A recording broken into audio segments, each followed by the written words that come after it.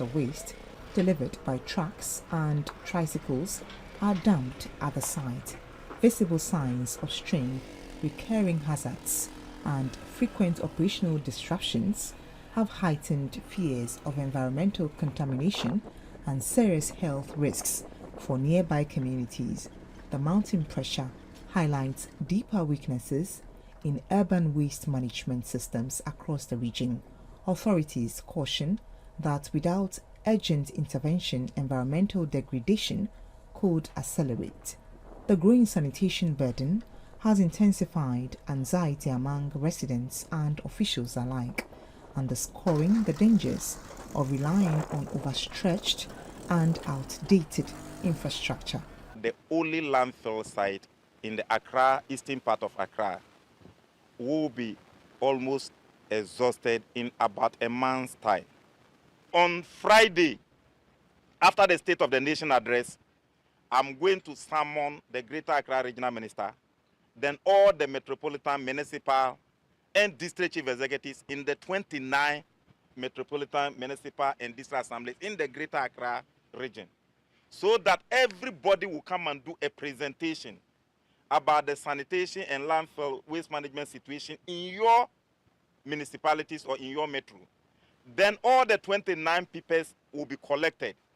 Then we'll use them to develop a very rich cabinet information paper to go and give it to cabinet.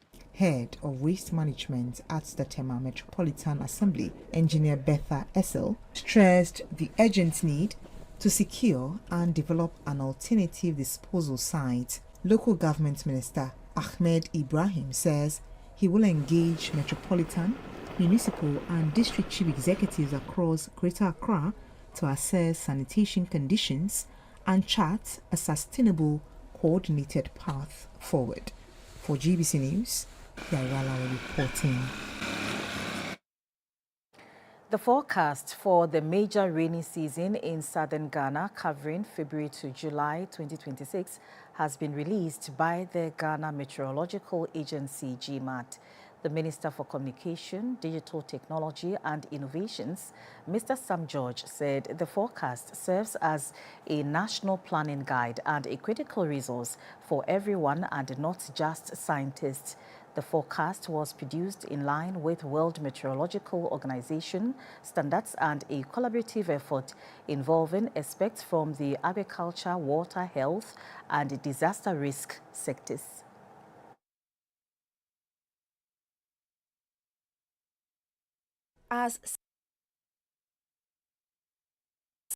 Across southern Ghana, we expect it to be normal to slightly earlier than usual in most areas.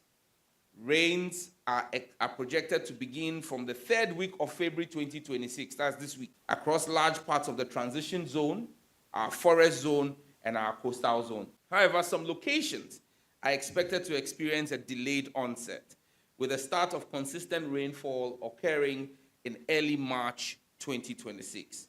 These locations include Sunyani, Takwa, Dunkwao, Abetifi, Asamankese, Akuse, Akimoda, Ho, Salt Pond, Axim, and surrounding communities. So farmers and residents in these areas are advised to wait for sustained rainfall before planting or making major seasonal decisions. During the March to May 2026 season or period, cumulative rainfall is expected to be below normal in parts of the southwestern sector and the eastern coastal belt. Areas likely to experience reduced rainfall during this period include Doma, Sunyani, Mim, Goso, Cape Coast, Salt Pond, Accra, and Tema. In contrast, most other parts of southern Ghana are expected to receive rainfall amounts that are normal or slightly above normal. This early season rainfall pattern suggests that some areas may experience moisture stress at the beginning of the season. Now, for the April to June 2026 period, rainfall conditions are expected to improve significantly. Above normal rainfall is projected along the east coast and adjoining inland areas, including Cape Coast, Salt Pond, Accra, Tema, Asamankesi, Koforidua, and Kede. Now, the Ghana Institution of Surveyors is calling on the government to fast-track the passage of the Surveying Bill, Council Bill. The bill aims to regulate the surveying industry without unqualified practitioners, protect the industry's reputation, and ensure quality services. President of the institution, Mr. Kofi Obeng Aribi, made the appeal at a meeting in Accra. As surveyors champion collaboration across the built environment to understand the value, cost, risk, and sustainability, surveying remains the only major built environment profession without a council established by law to regulate the surveying industry after 56 years of institutional existence. The Surveying Council Bill has been in existence for over 2 decades. Although successive governments have engaged with it and have acknowledged its importance, it has still not been passed. At a news conference in Accra, the Ghana Institution of Surveyors urged government to urgently pass the bill to regulate and sanitize the industry to curb malpractices. What we seek is a practical enabling law that secures the entire spectrum of surveying practice in the national interest. Further delay is not in the best interest of the nation because we have surrounded ourselves and we want the government to regulate it and punish those who act wrongly as far as the practice of surveying is concerned. But in the current state, the field is open and there is no perfect regulation that can rein in corrupt, unprofessional, substandard surveyors. We wish to place on record our appreciation to the Honorable Minister for Lands and Natural Resources, who has publicly assured the institution of his commitment to facilitate the passage of the Surveying Council Bill in its current form. The Ghana Institution of Surveyors assured of more public engagement on the role of surveyors and ensure value for money services.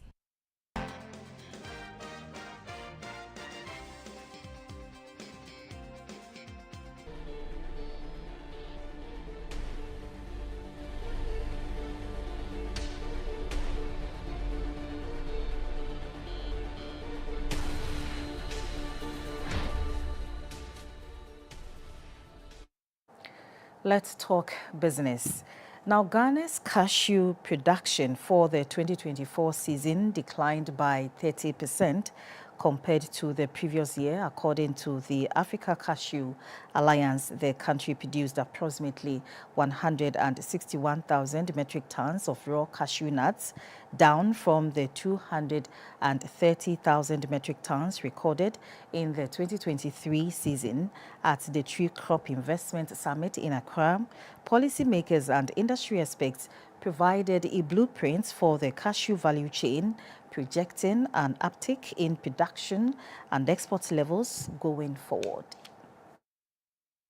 57% of the world's cashew comes from sub-Saharan Africa. Since 2006, the African Cashew Alliance, an industry association of African and international businesses, has been working to strengthen the cashew sector in Africa. In Ghana, the Ghana Private Sector Competitive Program as well as the Tree Crop Development Authority has been spearheading the growth of commodities such as cashew. Currently, only 6% of the cashew nuts is processed locally, with more than 90% exported in the raw form. This has raised concerns about missed economic opportunities, as processing within Ghana could significantly increase the sector's contribution to the national coffers. At the just-ended Tree Crop Investment Summit in Accra, a representative of the African Cashew Alliance, Rande Ode, spoke of how the alliance has trained many to benefit from the cashew value chain. The master training program is done from one edition, and one edition has about 3 sessions.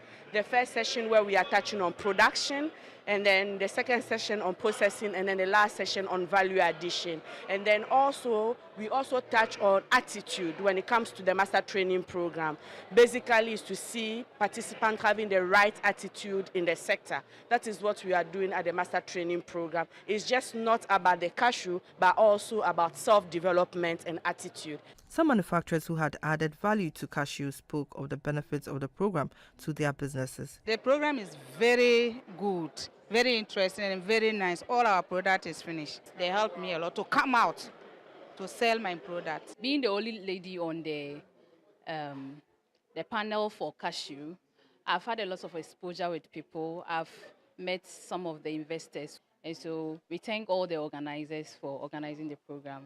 And we pray that they bring more so that we continue to get the support and the exposure. Ghana is the world's third largest exporter of raw cashews, producing an estimated 180,000 metric tons annually and earning approximately $300 million from exports. However, industry analysts believe increased investment in local processing could unlock an untapped potential. Ghana's cement industry is under pressure and the government is stepping in fast.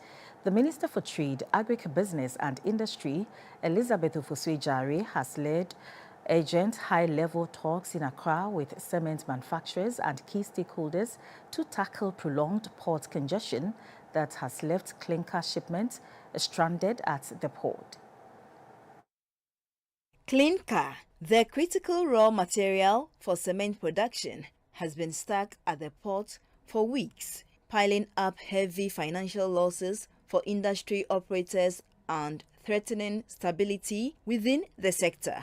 The emergency meeting, held in collaboration with the Minister for Transport, Joseph Bukari Nikpe, focused on operational bottlenecks that have delayed the discharge of clinker for as long as 2 to 3 weeks. Chief Executive of the Chamber of Cement Manufacturers Ghana, George Dawson Amoah, described the situation as critical, warning that the industry is leaking financially due to escalating demurrage charges as vessels remain stuck offshore.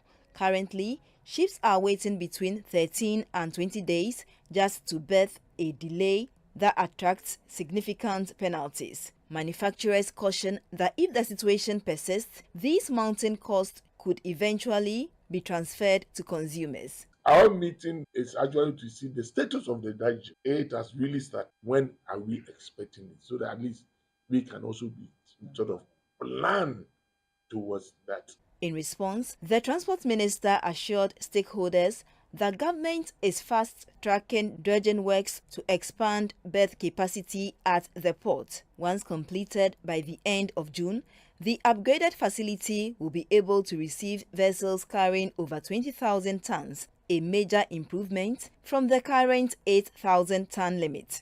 We summoned the port officials, and one of the key areas was the depth of the port. That didn't allow bigger vessels to call on our port. So with the directives of His Excellency the President, we engaged China Construction Limited to dredge our port for us.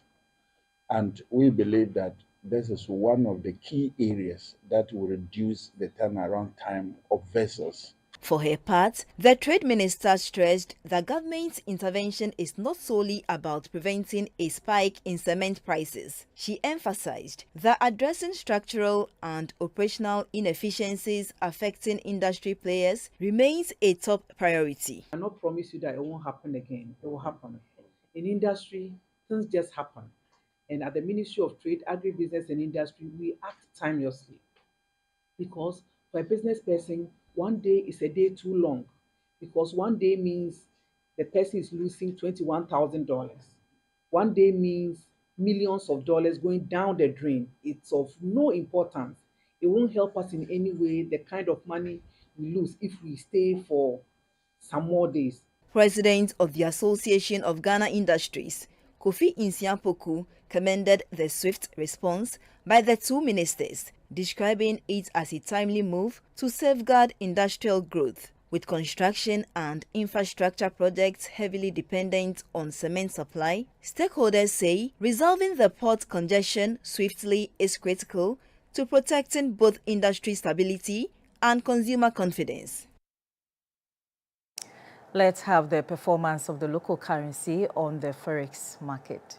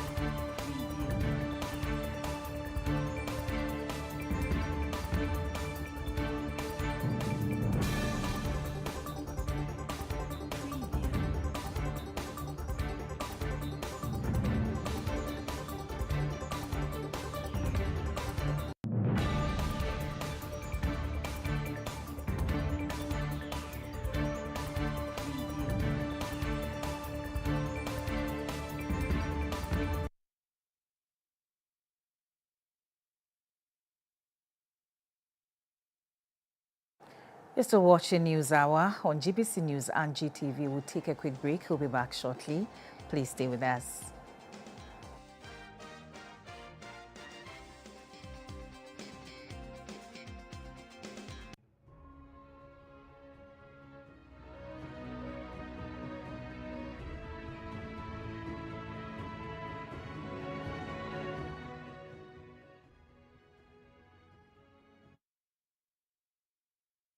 Welcome back. In energy news, Tullow Oil Ghana has signed a sale and purchase agreements to acquire the floating production, storage and offloading vessel FPSO Professor Evans Atta Mills for a gross consideration of $205 million. Tullow's net share of the transaction amounts to about $125.6 million, with payments expected upon completion at the end of the first quarter of 2027. The agreement was signed on behalf of Tullow Ghana and its joint venture partners with 10 Ghana MV25BV. The FPSO serves as the production facility for the 10 fields located on the Deepwater Tano block offshore Ghana. Following completion of the transaction, Tullow says it plans to maximize operational synergies with the adjacent Jubilee field while driving further cost efficiencies across both assets. As operator of the 10 fields, Tullow Ghana is acquiring the FPSO for itself and its joint venture partners, including the Ghana National Petroleum Corporation, GNPC, Exploco, Cosmos Energy, and Petro SA. Tullow says the transaction aligns with its strategy to optimize production and reduce fixed costs by eliminating the annual FPSO lease payment. The company expects the acquisition to generate operating cost efficiencies and support long-term value creation from the 10 and Jubilee fields. Completion of the deal remains subject to the satisfaction of conditions precedent and receipt of the required regulatory approvals. Tullow indicated that its share of the acquisition cost, equivalent to roughly 1 year of current net lease payments, is expected to be funded from in-year cash flow generated by the 10 fields. Commenting on the transaction, Tullow Chief Executive Mr. Ian Pex described the acquisition as value accretive, noting that it would reset fixed costs at the 10 fields, extend their economic life, and create additional free cash flow potential for the company beyond 2027. He added that the deal strengthens Tullow's operational and financial foundations and supports its broader objective of delivering improved economics from its core producing assets offshore Ghana. The Ghana Grid Company, Gridco, has completed a major upgrade of the Smelter 2, also known as SM60 substation in Tema, significantly boosting power capacity and system reliability. To enhance electricity supply stability across the Tema enclave and surrounding industrial zones. The project was delivered through close collaboration between Gridco's engineers and the equipment manufacturer, ensuring precision execution and minimal disruption to the power network. According to Gridco, the upgrade strengthens the resilience of the national interconnected transmission system, reinforcing the backbone of Ghana's electricity transmission infrastructure. The Smelter 2 substation upgrade marks another important step in Gridco's ongoing effort to modernize the national grid and ensure a reliable and efficient power delivery to support industrial growth and national development. We'll take another break at this point. Stay with us.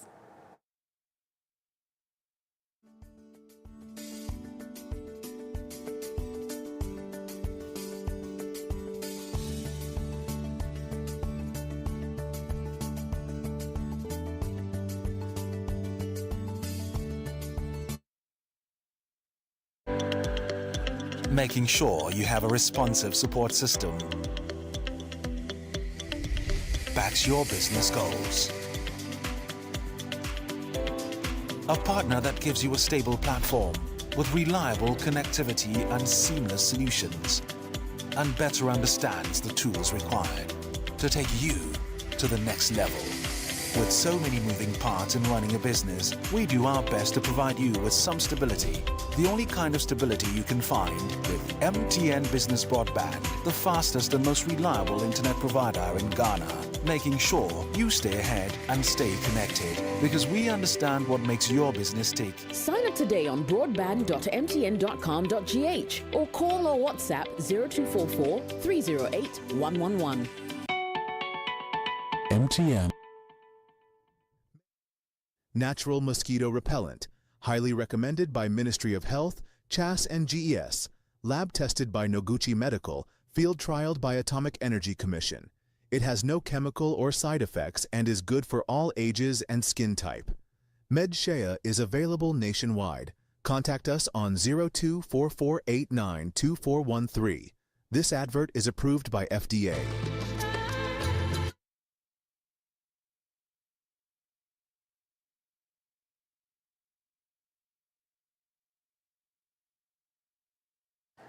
Welcome to the health segment brought to you by Yamvita and Trust Jehovah Herbal Center.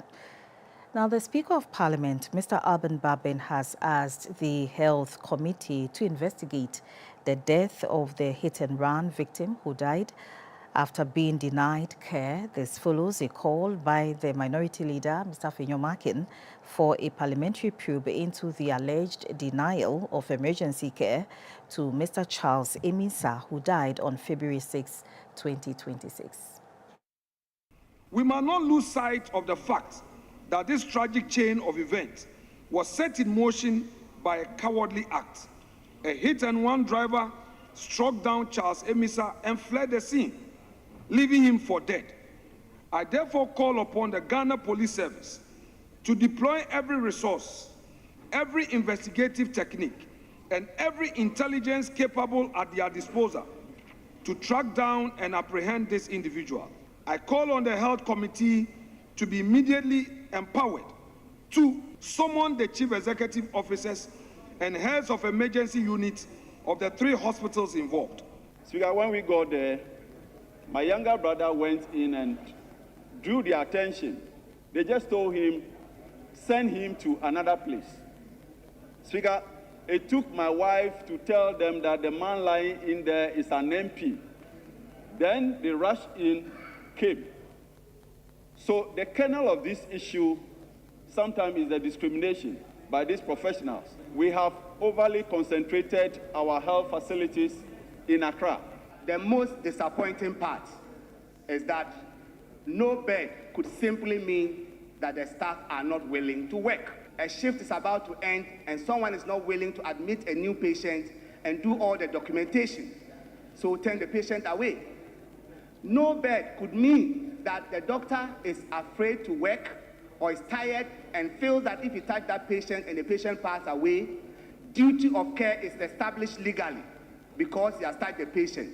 So see no evil. May I stand on this to appeal to my colleague health workers. Look at that next patient, that it could be you, it could be your father, it could be your mother. It doesn't have to be another doctor calling you before you create a bed. Our ambulance service, by their acts and by their function, may also need to be reviewed. Currently, they do scoop and run.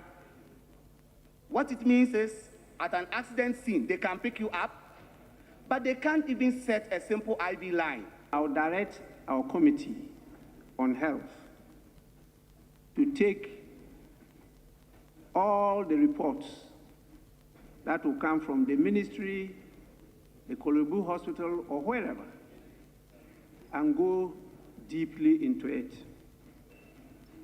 We have to take control.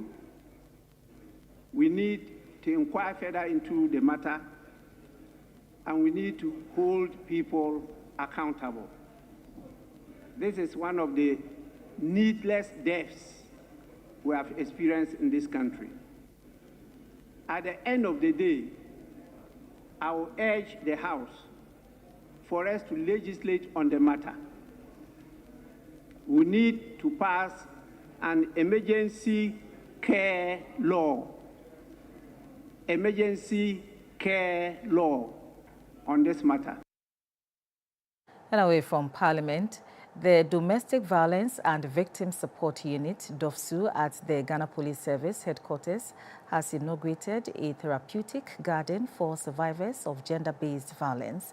The initiative is designed to create a safe, calm, and supportive environment where victims can begin and continue with their healing journey. Domestic Violence and Victim Support Unit, DOVSU, is seeking to go beyond its traditional role of arresting, investigating, and prosecuting offenders. The unit's vision is to provide healing beyond justice, recognizing that while justice is essential, recovery and restoration are equally important for survivors of trauma. The therapeutic garden has therefore been curated as a safe and supportive space where individuals who have experienced abuse or trauma can find calm and begin their healing journey. It is a place where survivors can meet with a counselor, reflect quietly, and experience therapeutic realization in a peaceful environment. Recognizing that healing takes time, the garden serves as a place of comfort and reassurance, a setting where survivors can find moments of calm as they rebuild their lives. This garden features both indoor and outdoor settings, ensuring accessibility and comfort regardless of the weather or individual preference. Whether in the open air or within a serene indoor space, survivors can access care and comfort at any time in an environment intentionally designed to promote emotional restoration and well-being. When women and girls are safe, our families are stable, and our economy thrives and our nation prospers. I make a passionate appeal to the men of Ghana, our fathers, our brothers, and our leaders. Strength is not defined by dominance, but by protection and respect. The director of DOVSU at the Ghana Police Headquarters, Assistant Commissioner of Police, Madam Owusu-Wachreme, says the unit remains commitment to breaking the silence surrounding gender-based violence in every corner of the country. Have a feel of some form of waterfalls, and that's why we created the fountain. Also be in tune with nature, and that's why we have a lot of greens around.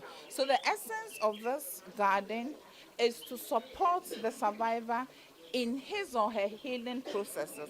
All the things you see here, the usage of the facility, If the person wants some drink to drink and tea or whatever to relax, it's for free. The design of the garden was supported by the United Nations Population Fund, UNFPA, who has over the years supported DOVSU in strengthening services for survivors of gender-based violence. Through technical assistance, capacity building, and resource support, UNFPA has partnered with the unit to enhance victim-centered care and improve response systems. For GBC News, Juliet Metal-Edmonds reporting. We'll take another quick break again.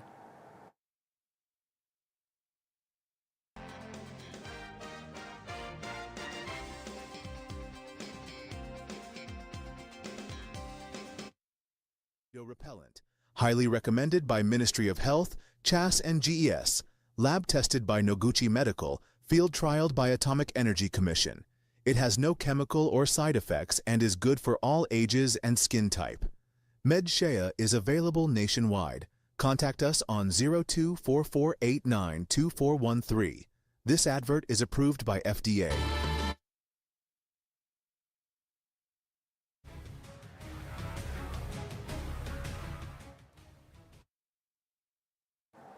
On the international front, Chad has closed its eastern border with Sudan, saying the move was needed to stop repeated incursions by Sudanese armed groups. A government spokesperson said the decision aimed to protect civilians, but added that exceptional exemptions strictly justified by humanitarian reasons may be granted with prior authorization from the relevant authorities. The closure was announced after heavy fighting erupted in the border town of Al-Tina between Sudan's Rapid Support Forces and local fighters aligned to the Sudanese army. Almost 1 million Sudanese have crossed the border into Chad since the civil war broke out in 2023. Chad is also an important entry point for humanitarian workers and convoys heading to its war-ravaged neighbor.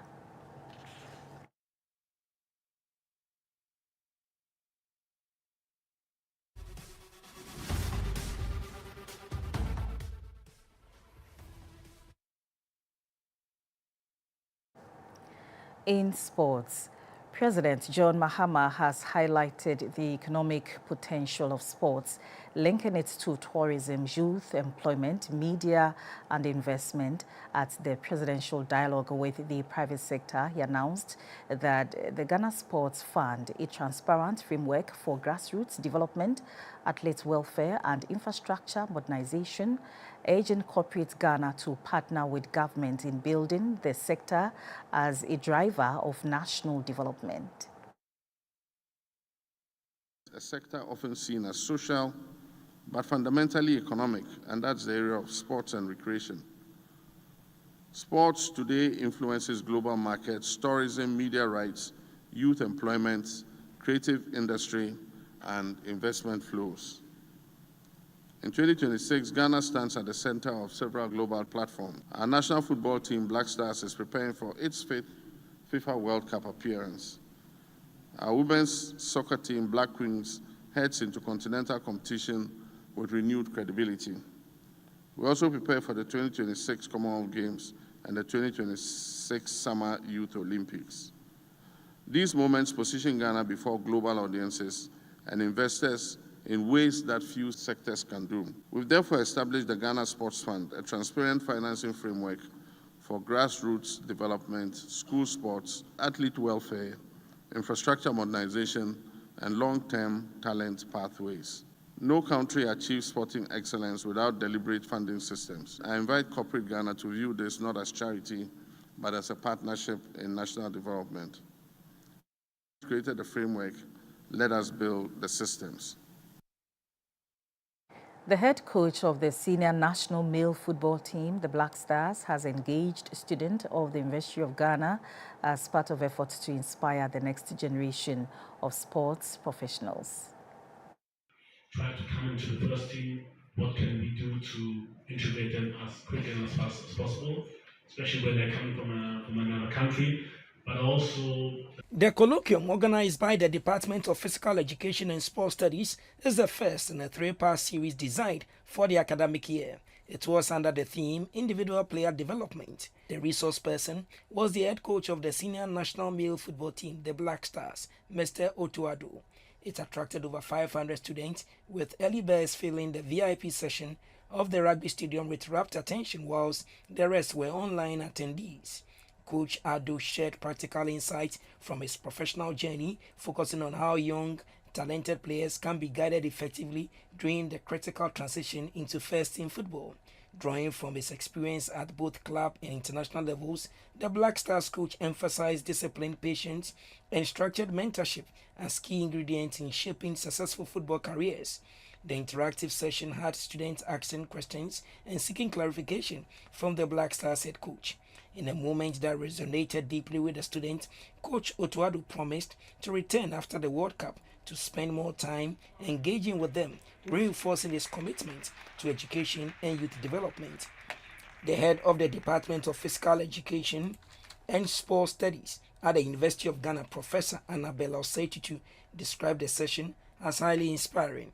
And the purpose again is to help our students see how their programs can translate into practice in the world of sports. We also want to develop partnerships with industry players. So when we bring them on board, they get to know our programs. We identify areas of gaps that we can work collaboratively to support the sports industry. Remember that as a department, we are training the next future task force or workforce for the sports industry. So it's important that from the very beginning of our training, we work with these industry players, and this is the import of our meeting or of the colloquium. The Department of Physical Education and Sports Studies says there are 2 more colloquiums in the offing to equip students. The first colloquium last year had the Director General of the National Sports Authority headlining it. Now, 5 promising young footballers from Cape Coast based football side Legionary Soccer Academy have taken a major step towards fulfilling their professional dreams after departing Ghana for Europe to continue their football development. Left the shores of Accra are set to join top professional Super League clubs, marking another milestone for the Cape Coast-based academy. This latest move represents the 3rd batch of players from Legionary Soccer Academy to secure international opportunities, a clear sign of the academy's growing reputation for nurturing talent. The 5 rising stars are 2 defenders, Mika Alidu Salam and Caleb Agbovi Kofi, midfielder Matthew Kofi Nkrumah, winger Gideon Kweku Bontu, and striker Patrick Buedu Pepra. Speaking with excitement before their departure, the young footballers expressed confidence and determination, saying they are ready to showcase their skills on the European stage and learn from the demands of professional football abroad. For many of them, the journey began on the modest pitches in Ghana, fueled by passion, discipline, and belief. The international breakthrough has been made possible through the efforts of the Academy's chief executive, Mr. Bright John Nyako, popularly known as Football Dr. Bright, whose vision continues to open global doors for young Ghanaian talents.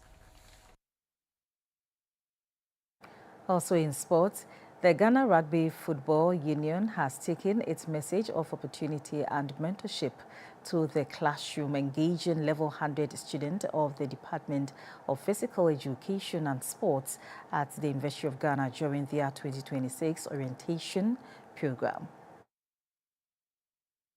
At the heart of interaction was a human story of growth and possibility. The president of the Ghana Rugby Football Union, Madam Rafatu Inusa, shared a personal journey from athlete to sports administrator, urging students to look beyond playing careers and embrace the many professional pathways within the sports industry. She encouraged the new students to volunteer early, seek practical exposure, and commit to continuous learning, skills she described as essential for building sustainable careers in sport. According to her, Ghana's sports ecosystem needs trained professionals not only on the field but also in coaching, officiating, administration, safeguarding and anti-doping, education and event management. The session also highlighted a growing partnership between the union and Rise Set Ghana, which is opening doors for students to gain hands-on experience as sports development officers whilst assessing professional training within the rugby framework. For many of the freshers, the engagement turned orientation into inspiration, showing that their passion for sports can translate into real careers that shape lives and communities. Accompanying the president of the Ghana Rugby Football Union were the general manager of the Ghana Rugby Football Union, Madam Samira Mensah, and the director of corporate communications, Madam Rachel Lankoma, reinforcing the union's commitment to mentorship and youth development. Through the partnership with academic institutions and youth-focused organizations, Ghana Rugby Football Union says it is determined to bridge the gap between the classroom and the field, nurturing. And that was News Hour at this hour. My name is Gifty Eji. Thank you so much for watching. Good evening.